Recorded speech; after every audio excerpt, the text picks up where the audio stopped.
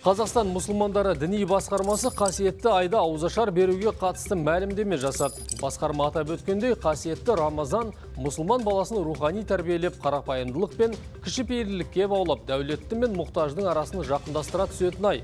Бұл айда жасалатын әрбір жақсылықтың сауабы еселенеді. Сондай-ақ мұқтаждарға қол ұшын беру үлкен сауапты іс. Сол сауапты істің бірі аузы берік жанға ауызашар беру.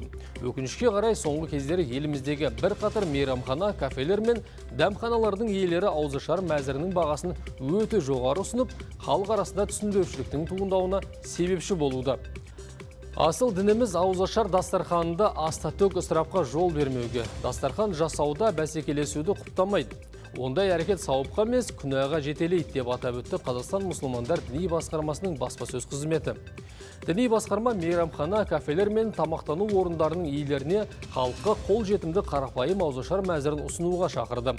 Баға шынымен асқақтап кеткен бе деп Казинформ тілшілері тамақтау орындарын шолып шықты.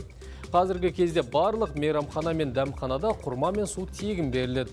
Орта есеппен Қазақстан бойынша бір адамға арналған мәзір құны 3000 теңгеден басталып, 7000 теңгеге дейін жетеді екен. Астана, Атырау, Алматы мен Ақтөбеде дайын мәзірдегі ауызашар бағасы жоғары. Мұнда кешкі тамақ 5000 теңгеден басталып, адам басына 15000 теңгеге дейін жетеді.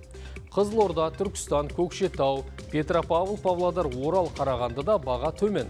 Мұнда бір адамға арналған ауызашар мәзірі 2500 теңгеден басталады.